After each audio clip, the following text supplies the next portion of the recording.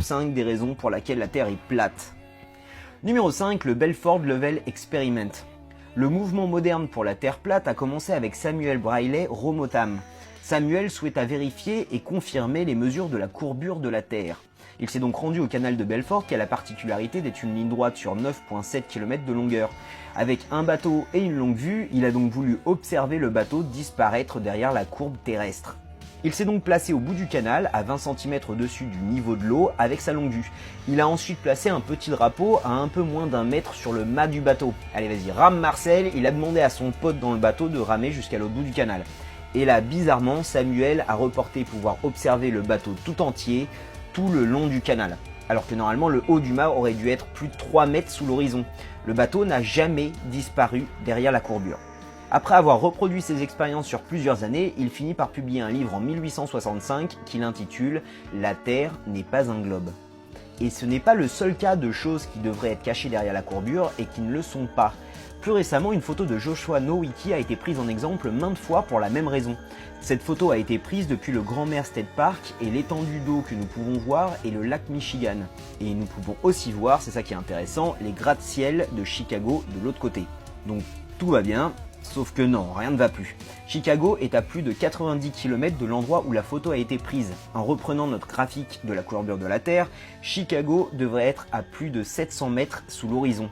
La plus grande tour de Chicago, la Willis Tower que nous pouvons voir ici, ne fait que 442 mètres de hauteur. Donc le haut de la Willis Tower devrait normalement être à plus de 250 mètres en dessous de la courbure terrestre. Et la photo de Joshua Nowicki et les expériences de Rowbotham sont loin d'être les seuls exemples de choses qui devraient être cachées par la courbure, mais qui ne le sont pas. Numéro 4, l'horizon est plat. Vous avez déjà dû remarquer que l'horizon est complètement plat. Si vous avez déjà été en pleine mer, vous avez pu observer un horizon plat à 360 degrés autour de vous. C'est un argument qui revient encore et encore dans les vidéos sur la Terre plate. Et c'est vrai, on ne peut pas observer la courbure terrestre, qu'on soit sur la mer, en haut d'une montagne, ou même depuis un avion de ligne. Donc je sais qu'il existe beaucoup de photos prises de l'espace par la NASA par exemple, et vous imaginez bien que ces photos ne sont pas recevables pour ce qu'on essaye de faire aujourd'hui. Prenons la célèbre photo du Blue Marble postée sur le site de la NASA. Vous pouvez voir que cette photo a été retouchée. Il y a clairement des copier-coller de nuages sur cette photo. Donc j'expliquerai ça un petit peu plus en détail dans la vidéo qui sera donnée en lien dans la description, mais pour le moment nous allons dire que si la Terre est plate, on se met d'accord qu'on nous a menti depuis notre plus tendre enfance. Et donc on va éviter les sources venant d'organisations gouvernementales. Il y a eu par contre beaucoup de groupes amateurs qui ont envoyé des ballons aussi haut que possible avec des caméras attachées dessus et qui ont posté les vidéos sur YouTube. Le problème avec ce genre de vidéos, c'est qu'ils utilisent tous des caméras dans le style GoPro qui ont des objectifs fisheye qui déforment les images. L'horizon a donc quasiment toujours l'air courbé, de façon convexe ou concave selon la position de la caméra. Ces images ne peuvent donc pas être utilisées comme preuve de quoi que ce soit. Numéro 3, les calculs d'Eratosthène. En regardant toutes ces photos et ces descriptions de choses qui devraient être cachées sous l'horizon mais qui ne le sont pas, je me suis rappelé d'Eratosthène. Eratosthène avait pu mesurer la circonférence de la Terre de façon purement mathématique plus de 200 ans avant JC. Vous avez sûrement déjà entendu l'histoire, mais si ce n'est pas le cas, je vous invite une nouvelle fois à regarder la chaîne d'Y Penser, il a fait une super vidéo sur le sujet. Eratosthène a estimé la circonférence de la Terre à environ 39 375 km, ce qui n'est pas loin des 40 007 km estimés aujourd'hui. Donc juste un moment, on va diviser 40 007 km par 24 heures pour obtenir la vitesse de rotation d'une Terre sphérique et on obtient 1667 km par heure environ. Donc je veux juste prendre une petite seconde parce que quand on pense à des grandes vitesses, on a du mal à bien visualiser la chose. À l'équateur, la Terre tourne à 1667 km par heure. C'est plus vite que la vitesse du son qui est à 1235 km par heure environ. Donc je m'attarde pas là-dessus dans cette vidéo, encore une fois, le lien est dans la description. La chose importante pour nous dans cette histoire est le fait qu'Eratosthène partait du principe que la Terre était sphérique. Donc ces calculs ne prouvent pas que la Terre est sphérique, mais plutôt ils nous donnent la circonférence de la Terre si on part du principe qu'elle est sphérique. Ces observations et ces calculs restent corrects si la Terre est plate, mais dans ce cas-là, ces calculs ne nous donnent plus la circonférence d'une Terre sphérique, mais la distance du Soleil par rapport à une Terre plate. En partant de l'idée que la Terre est plate, le Soleil devrait être à un peu plus de 3200 km au-dessus de nous seulement, et donc ça voudrait dire qu'il est vachement plus petit aussi. Ce qui est marrant aussi, c'est qu'on a tous pu observer ce qu'on appelle les rayons crépusculaires. C'est une réflexion que je m'étais déjà faite personnellement quand j'étais plus jeune. Si tous les rayons solaires arrivent sur Terre parallèlement les uns aux autres, comment ça se fait que je puisse observer une chose comme ça ? Numéro 2, les voyages aériens bizarres. Une histoire qui date du 13 octobre 2015 est tout à fait intéressante. Une femme enceinte a pris l'avion de Taïwan pour Los Angeles. 6 heures après le décollage de l'avion, elle eut des contractions et donna naissance à sa fille à l'aide d'un médecin à bord. Donc très bien, maintenant qu'est-ce que ça a à voir avec la Terre plate?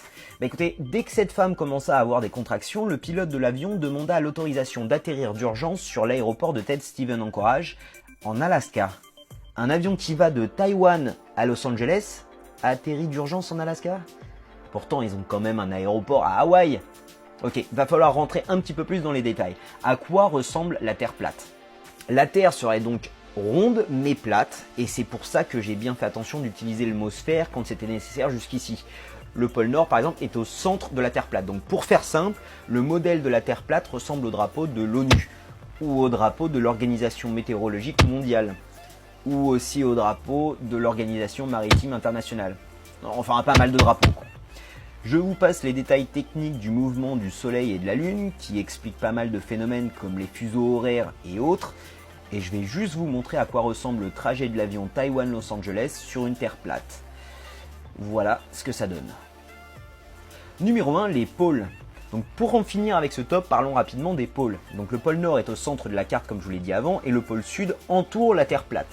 Le pôle Nord magnétique de la Terre reste le même, ce qui peut expliquer que les boussoles pointent vers le Nord constamment.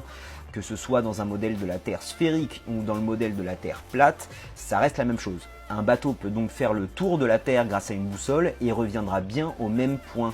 Ce qui explique que des courses comme le Vendée Globe par exemple sont tout aussi possibles avec le modèle du globe que celui de la Terre plate. Donc qu'y a-t-il au-delà du pôle Sud? On ne sait pas. Une étendue infinie de glace peut-être, ou peut-être autre chose. Bon, on ne sait pas. Qu'y a-t-il en dessous de la Terre plate?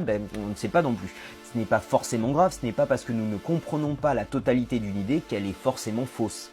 Donc maintenant, vous pouvez voir que dans le monde de la Terre plate, le pôle Sud entoure le monde. Donc ça fait du pôle Sud un endroit particulièrement intéressant.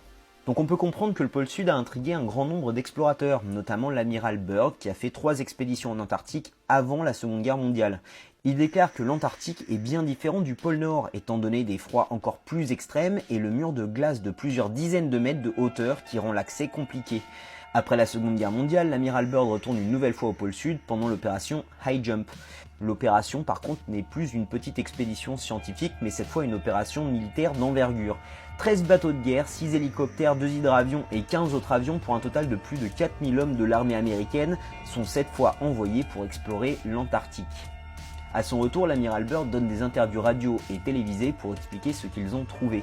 Il déclare que le pôle Sud regorge de ressources naturelles. Il part d'une énorme quantité de charbon, mais aussi de pétrole et d'uranium. L'opération High Jump est par la suite suivie de l'opération Deep Freeze en 1955, qui installera une présence permanente des forces militaires américaines en Antarctique. Donc 3 ans après la fin de cette opération, le traité sur l'Antarctique est signé par 12 pays dont les États-Unis, la France, le Royaume-Uni et la Russie, un traité qui vise à protéger le territoire. Certains endroits sont ouverts au tourisme mais de façon contrôlée et encadrée militairement. Les expéditions indépendantes sont découragées et doivent donner leur itinéraire ainsi que sécuriser un permis avant leur départ.